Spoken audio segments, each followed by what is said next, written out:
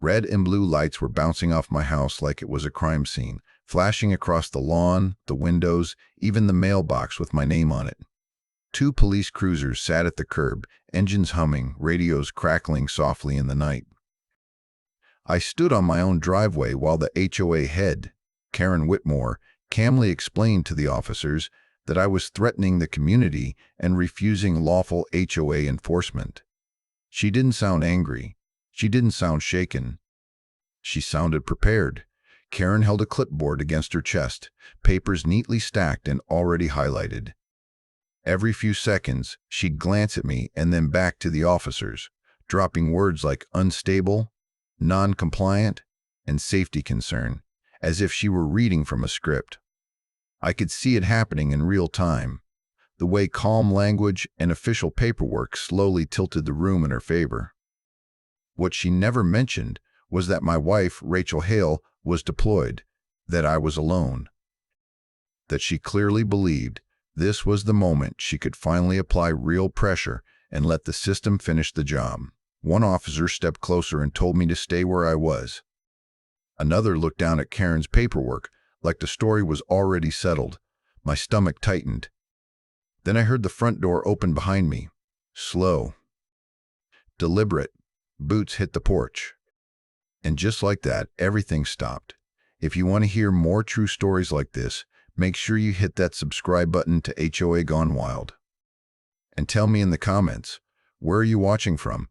Cedar Ridge was the kind of town people chose when they wanted life to slow down.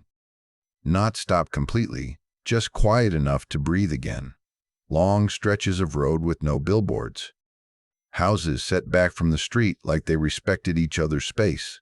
At night, the loudest sound was usually a sprinkler clicking on somewhere down the block, or a dog barking once and then settling back into silence. That quiet was exactly why Rachel and I bought the house. We weren't chasing status or scenery. We were chasing stability. With Rachel's work pulling her away for months at a time, we needed a place that felt solid when everything else was uncertain. The house wasn't fancy, but it was clean, well-built, and predictable. A front porch that caught the evening light, a backyard that felt private, a place that didn't demand attention. The HOA came with it, of course, but everyone we spoke to used the same phrase, almost word for word, strict but fair. Keep the yard trimmed, follow the guidelines. Don't be the neighbor who causes problems. I had no interest in testing boundaries, so that sounded fine to me. I figured if I stayed low-key, the HOA would stay invisible. I met Karen Whitmore less than a week after we moved in. I was breaking down boxes in the driveway when her SUV rolled up and parked like it had every right to be there. She stepped out with a bright smile, folder tucked neatly under her arm, and introduced herself as the HOA head. Not a board member, not a volunteer. The head. The way she said it made it sound less like a role and more like a title. She handed me a welcome packet, thick enough to bend in the middle. Rules. Maps. Approved paint colors. Schedules for routine compliance checks. Everything clean, organized, and professional. She even brought cookies, balanced carefully on a small plate like proof that she was friendly first and official second. But she didn't leave right away. She stood there talking, smiling, letting her eyes move slowly over the property. Fence line. Porch steps, side yard. She wasn't admiring anything. She was cataloging it. At the time, I brushed it off. I told myself she was just thorough. Then she asked about Rachel. When I mentioned that my wife was active duty and away on deployment, her expression shifted just enough to notice.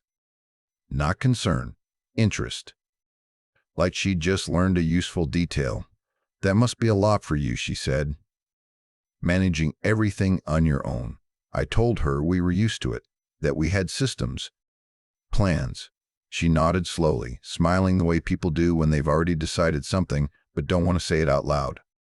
After that, Karen started appearing just often enough to feel intentional. Sometimes it was a wave from across the street. Sometimes an email checking in, always friendly. Always framed as support. She talked about helping military families and keeping the neighborhood safe. She made it sound like she was doing me a favor just by paying attention. The first warnings were small. A note about trash bins being too visible. A comment about my porch light being brighter than recommended. Nothing aggressive, nothing worth pushing back on. I corrected what she asked and moved on, assuming that would be the end of it. It wasn't. The visits continued.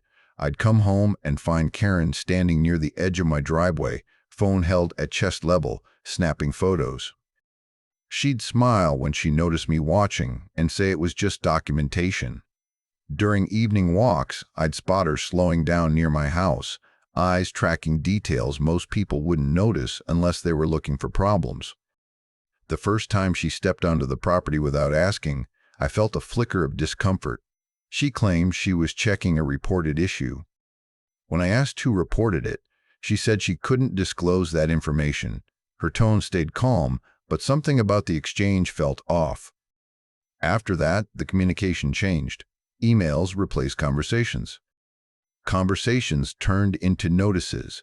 Notices started referencing sections of HOA bylaws I had never seen before. Each one ended with a sentence about cooperation preventing escalation, as if escalation was already waiting just off stage. Rachel left a few weeks later, and the house felt different immediately. Not empty, but quieter in a way that made every interruption feel sharper.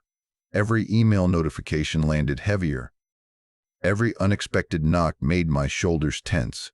This place was supposed to be my anchor while she was gone, the one constant I could rely on. Karen's attention intensified once Rachel was away. Her tone shifted from helpful to procedural. Words like routine disappeared, replaced by phrases like community standards and ongoing concerns. She stopped asking questions and started making declarations. When she spoke, it was no longer neighbor to neighbor. It was authority to subject. I noticed neighbors watching more closely, not openly. Just longer glances, pauses in conversation when I walked by. No one said anything outright, but the atmosphere had changed. Karen carried weight in the neighborhood, and people adjusted around it. That's when it finally clicked. Karen wasn't responding to problems. She was establishing control, showing up, documenting, framing everything as concern while positioning herself as the final word on what was acceptable.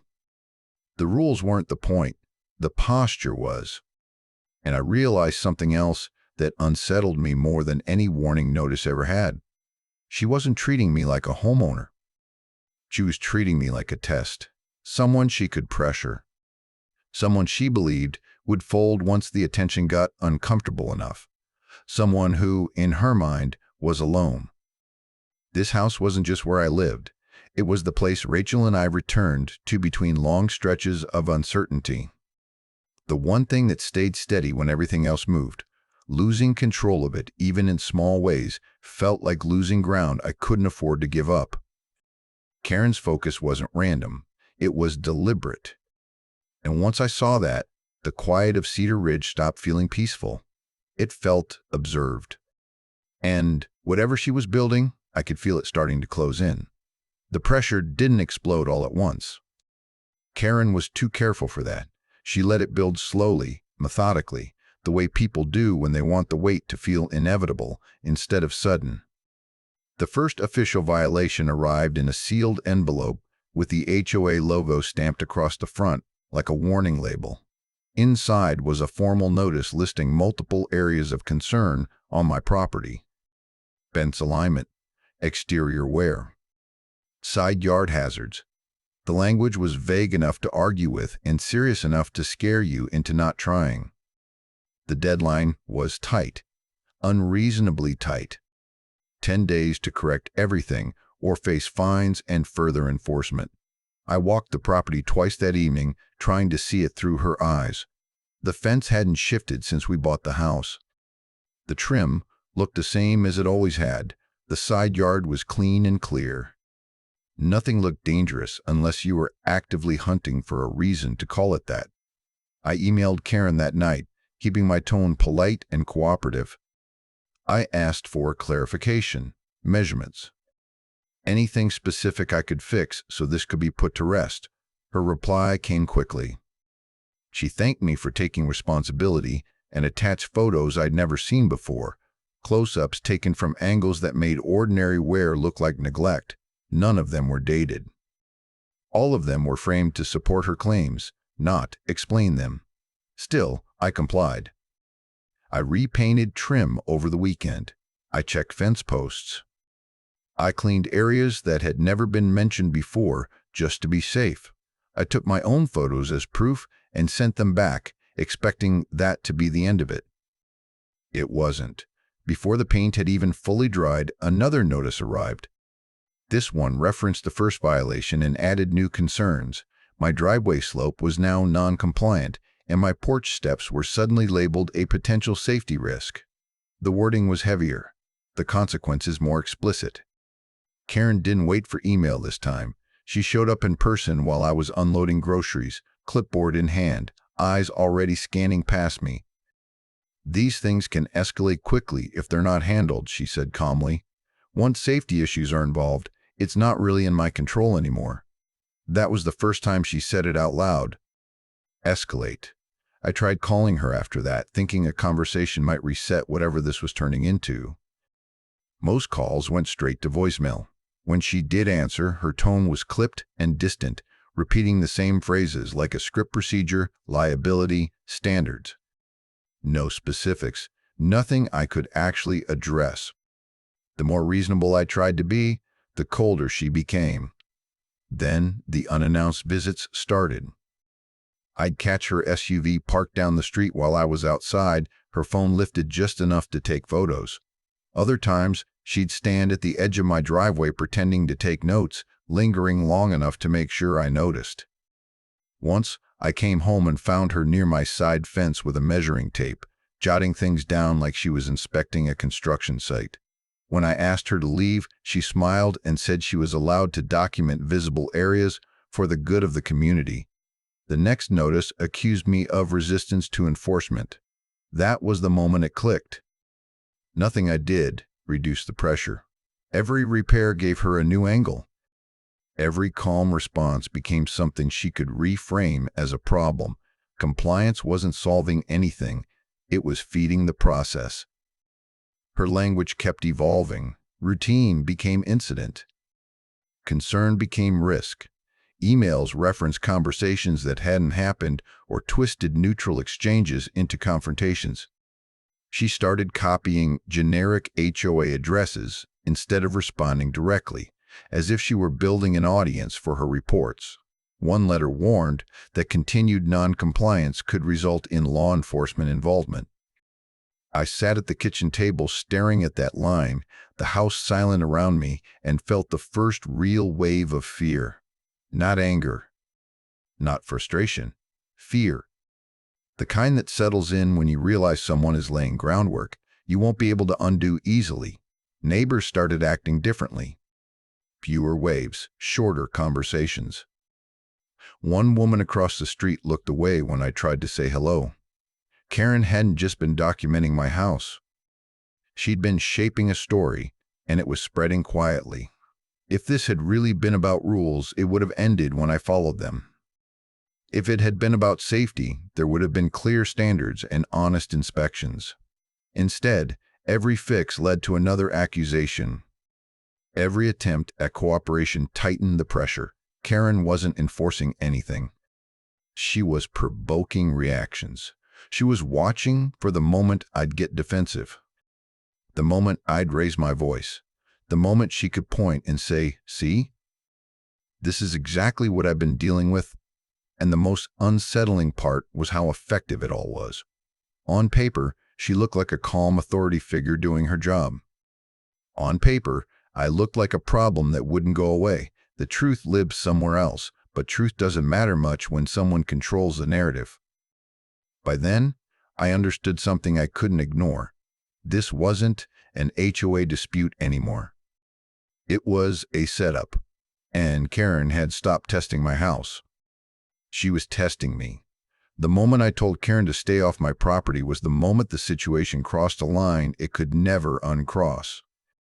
It was a quiet afternoon, the kind Cedar Ridge was known for.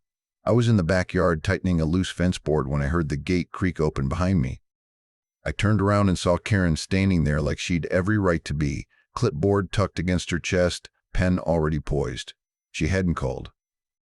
She hadn't emailed. She hadn't knocked.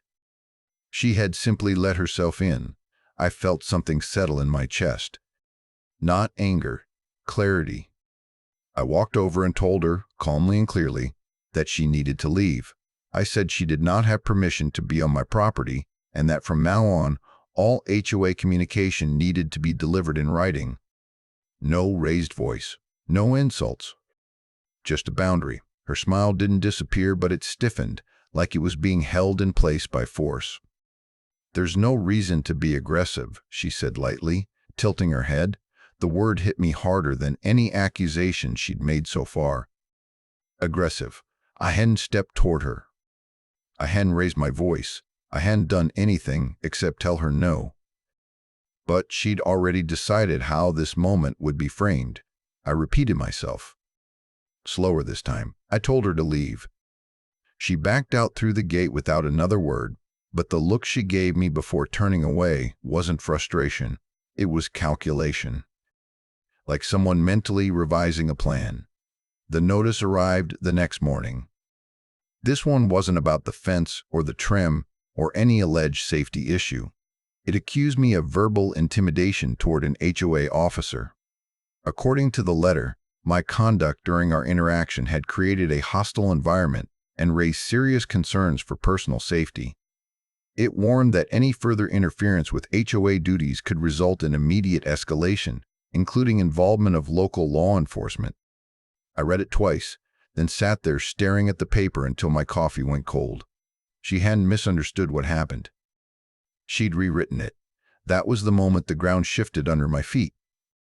This wasn't about compliance anymore. It wasn't even about control. It was about credibility. Karen was creating a version of me that would justify whatever she decided to do next. And it was working. I noticed the neighborhood change almost immediately. People slowed down when they walked past my house. Conversations dipped when I stepped outside. A man I'd spoken to plenty of times suddenly avoided eye contact. No one said anything outright, but the message was clear. Something was wrong with me, and everyone knew it. Karen didn't need to tell them directly. Paper does that for you. I stopped trying to explain myself. I stopped hoping reason would break through. Instead, I started documenting everything with an intensity that surprised even me. Every email from Karen was saved in its original form. Every notice was photographed the second it appeared, with the date and time visible. I started keeping a notebook on the kitchen counter and writing down every interaction as soon as it happened. Exact wording, exact tone, who was present, where she stood. When she slowed her car near my house or stopped to take photos from the street, I wrote that down too. At the time, I didn't know what I'd need the information for. I just knew that memory wasn't going to protect me, and fairness clearly wasn't part of the equation anymore. The deeper I got into the documentation, the clearer the pattern became. Karen's language escalated, even when nothing else did. Routine became incident. Concern became risk. Emails referenced conversations that hadn't happened or reframed neutral exchanges as confrontational. Dates shifted. Details blurred. Everything moved in one direction, toward making me look unstable and her look restrained. I tried one last time to de-escalate. I sent a carefully worded message asking for mediation or a third-party review. I suggested involving another board member. I offered to meet somewhere neutral with everything documented, just to clear the air. Her response was a single sentence. Further attempts to obstruct HOA enforcement will be documented. I read it over and over again, feeling something cold settle in my stomach. That wasn't a refusal. It was a threat. Karen wasn't interested in resolving anything. She was interested in closing a loop she'd already decided on. The more I pushed for transparency, the more she framed it as resistance. The more I tried to protect my boundaries, the more she painted them as hostility. And the terrifying part was how believable it all sounded on paper. Anyone reading those notices without context would see a problem resident, someone difficult, someone combative, someone who might need intervention for the good of the community. Neighbors stayed quiet not because they agreed with her, but because silence was safer. No one wanted to draw attention to themselves. No one wanted to be the next folder on her clipboard. At night, the house didn't feel like a refuge anymore. The quiet pressed in instead of calming me. Every email notification made my stomach tighten. Every car slowing near the house made me glance toward the window. This place was supposed to be my anchor while Rachel was away. Instead, it felt like I was being slowly boxed in by procedure and implication. This wasn't HOA drama anymore. It was a setup unfolding in slow motion. Karen wasn't just documenting violations. She was building a case. And whatever she was planning, I knew one thing for certain. It wouldn't end with another warning. Rachel warned me before she ever left, and at the time I didn't understand how specific that warning really was. It was the night before her deployment. The house was half-packed, duffel bags lined up by the door, paperwork spread across the kitchen table. We weren't talking about emotions yet. We were talking about contingencies. What to do if the car broke down. Where the spare keys were. Who to call if something went wrong. That's when Rachel paused, looked at me and said, "If anyone ever tries to control you through paperwork or intimidation, you document everything." She didn't say it casually. She said it like a rule. I asked her what she meant, and she explained that in her line of work, false accusations were rarely loud. They were quiet, polite, written. People didn't get cornered by yelling. They got cornered by timelines, reports, and language that sounded neutral until it was stacked high enough to bury someone. "Don't argue," she told me. "Don't explain yourself emotionally. Build a record. Let patterns do the talking." At the time, Cedar Ridge felt too small and too quiet for that kind of thinking. I nodded, promised I'd be careful, and assumed it would never matter. By the time Karen accused me of verbal intimidation, Rachel's warning was the only thing keeping me steady. Rachel works in environments where procedure can be weaponized and where calm lies do more damage than loud ones. She knows how systems move once a narrative is accepted, and she knows how hard it is to unwind a false one after the fact. That's why she taught me how to protect myself before I ever needed to. So I stopped reacting. I started building a record. Every email from Karen was saved in its original format, headers intact. I organized everything by date, not topic, because timelines expose lies faster than arguments ever will. I photographed every notice the moment it appeared, making sure the surroundings and condition were visible. If a letter referenced a conversation, I checked my notes to see how the story had shifted. I installed cameras, not to provoke, not to threaten, just to document. One facing the driveway, one covering the side yard where Karen liked to linger. Quiet, consistent, and unremarkable. They didn't accuse anyone of anything. They just recorded what happened when no one thought they were being watched. When Karen spoke to me in person, I let her talk. I didn't interrupt. I didn't correct her. I didn't defend myself. The moment she left, I wrote down exactly what she'd said. Word choice. Claims, implied threats. It all went into the notebook Rachel had told me to keep. At first, it felt excessive, almost paranoid. Then the inconsistencies started piling up. Karen referenced warnings she'd never given. She described confrontations that hadn't happened. Dates shifted. Language escalated without explanation. Words like hostile and defiant began appearing repeatedly, as if repetition alone could make them true. She assumed I was overwhelmed. She assumed I was isolated. She assumed that because Rachel was gone, no one was checking her work, and that assumption made her sloppy. Her notices came faster. The deadlines got shorter. She started copying generic HOA addresses instead of responding directly, like she was creating an audience for her version of events.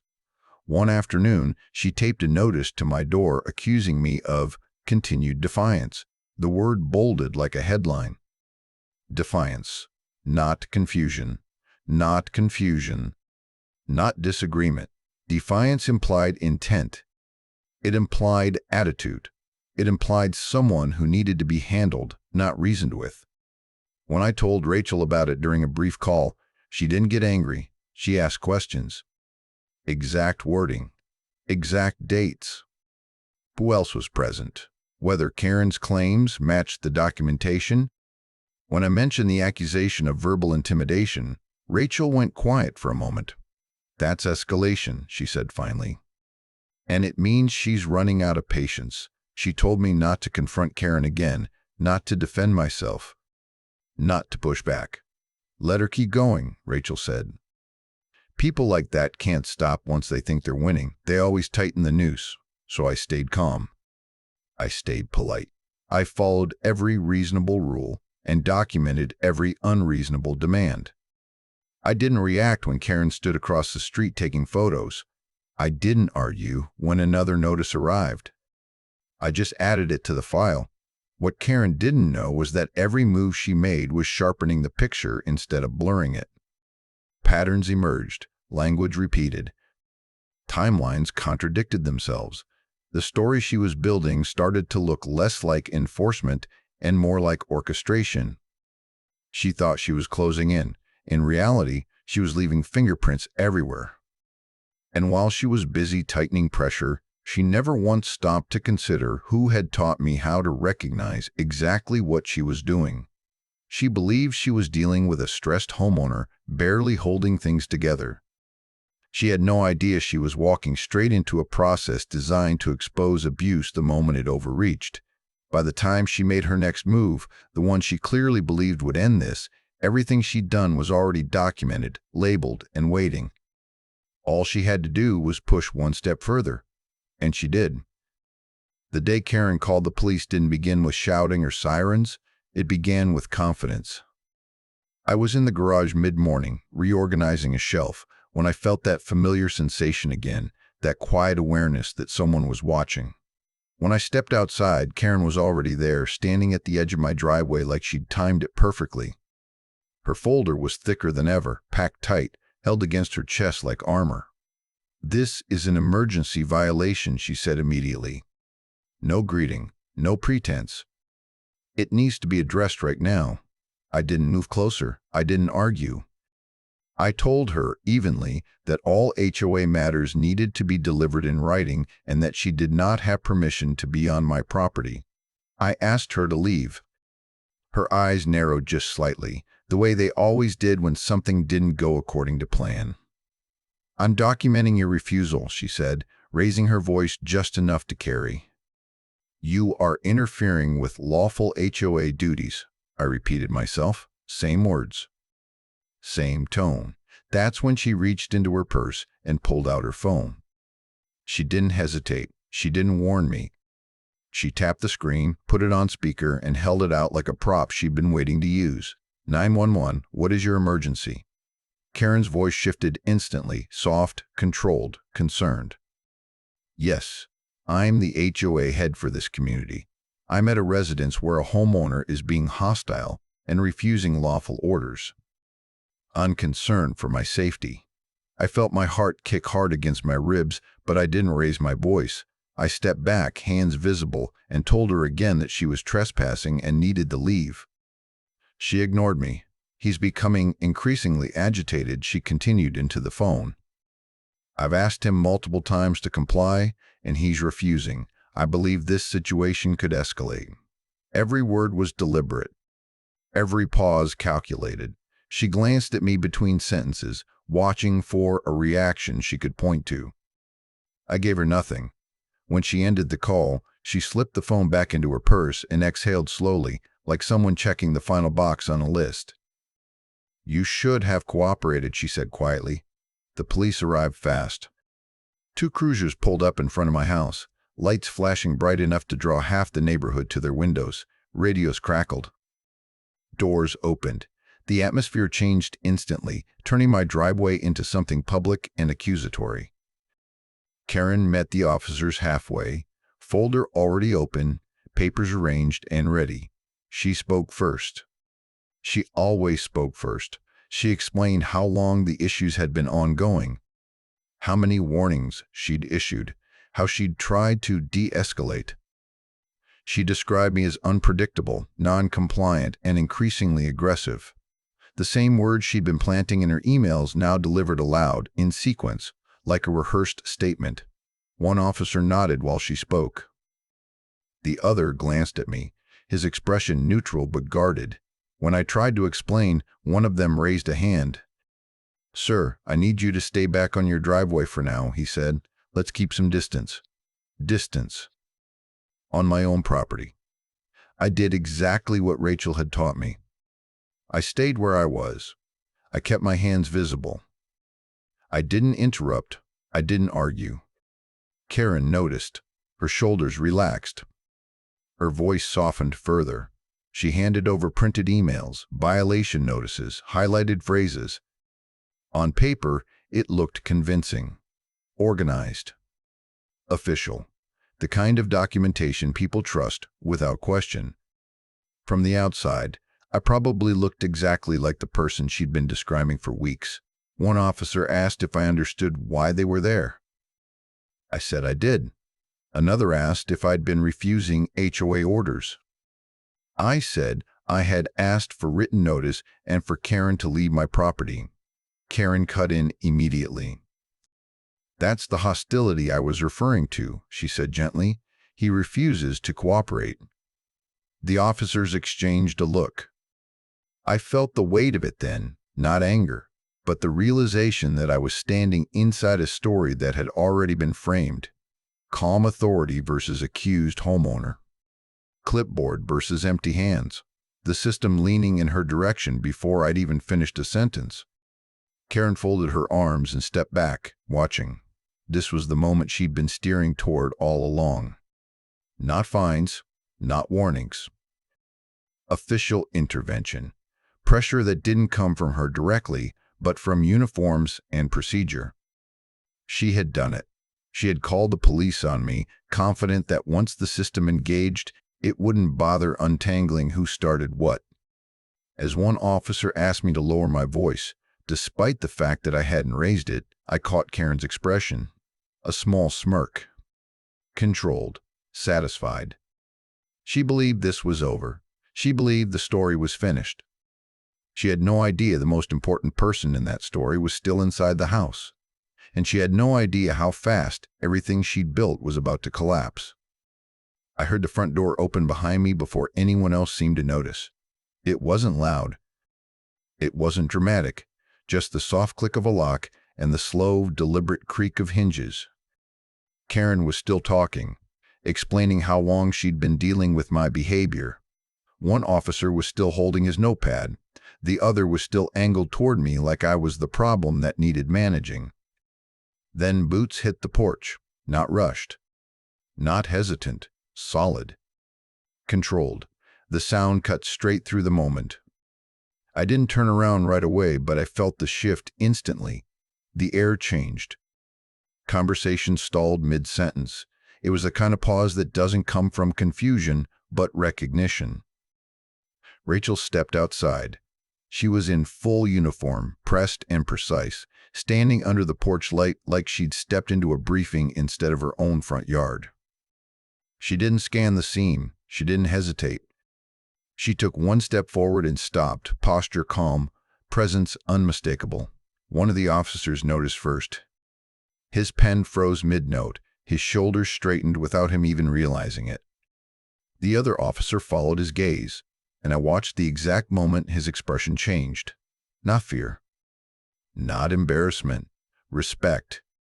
Karen's voice faltered halfway through a sentence. She turned just enough to see Rachel, and the color drained from her face so quickly it was startling. The confidence she'd carried all morning evaporated in an instant. For the first time since this began, Karen didn't have a line ready. Rachel stepped down from the porch and came to stand beside me, close enough that I could feel the steadiness coming off her like gravity. She didn't touch me. She didn't look at Karen. Her focus went straight to the officers. "Good afternoon," she said evenly. Both officers responded immediately, their tone shifting without discussion or explanation.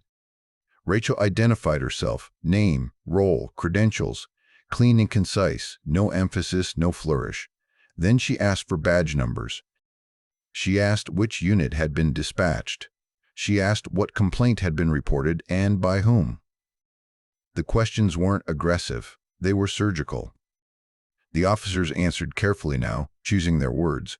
One of them adjusted his stance, angling slightly away from Karen without even realizing he'd done it. Karen tried to step back in. "I'm the HOA head," she said quickly. "This homeowner has been—" Rachel turned toward her then, not sharply, not angrily, just enough to stop the momentum. "Ma'am," Rachel said calmly, "you'll have an opportunity to speak.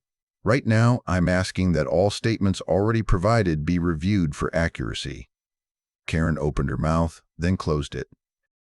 Rachel continued. She asked whether either officer had personally observed any threats or aggressive behavior, whether any independent assessment of the property had been made, whether Karen had permission to be on the property when the alleged confrontation occurred. Each question landed with weight. The officers glanced at each other. One flipped back through Karen's paperwork. The other looked at me, then at Rachel, then back at Karen again. The narrative Karen had been building for weeks started to wobble.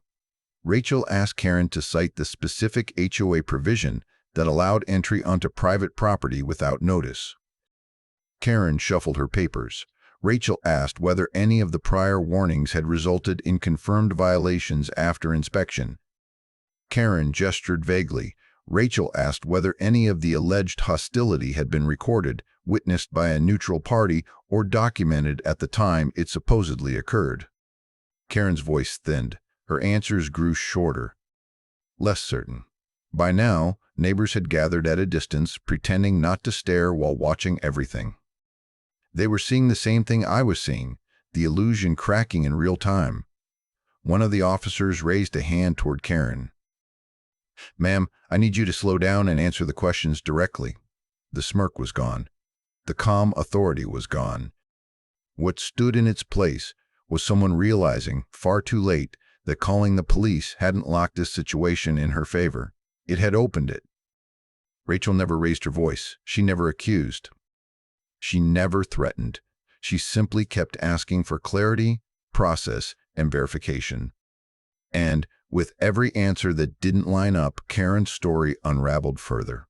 I watched the realization hit her in stages. Confusion, then panic, then understanding. She hadn't cornered a stressed homeowner. She hadn't isolated someone with no backup. She hadn't controlled the room. She had called the cops on the wrong house. The officers shifted again, their questions now directed at Karen, not me. She took a step back, then another, glancing around as if someone might rescue the narrative she'd lost control of. No one did. The cruiser lights flashed across her paperwork, reflecting off pages that suddenly didn't look official at all. Just inconsistent. Just thin. Rachel stood steady beside me, silent now, letting the system do what it was supposed to do once the truth was forced into the open.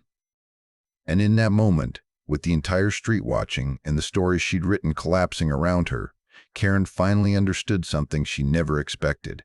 She hadn't summoned power. She had summoned scrutiny. And once scrutiny arrived, everything she built began to fall apart. Once the questions turned toward Karen instead of me, the night took on a completely different rhythm. One of the officers asked her to step a few feet away so they could clarify some details. The phrasing was polite, almost gentle, but the meaning was unmistakable. For the first time since this had started, I wasn't the one being repositioned. Karen hesitated, glanced at Rachel, then at the officers, and finally complied.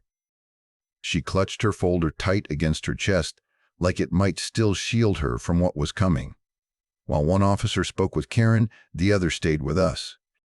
His posture had changed, no more guarded distance.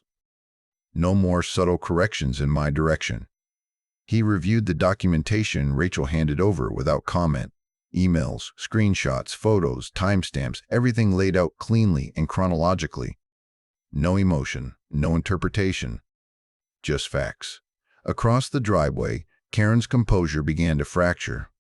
She walked through her timeline again, and this time the cracks showed immediately.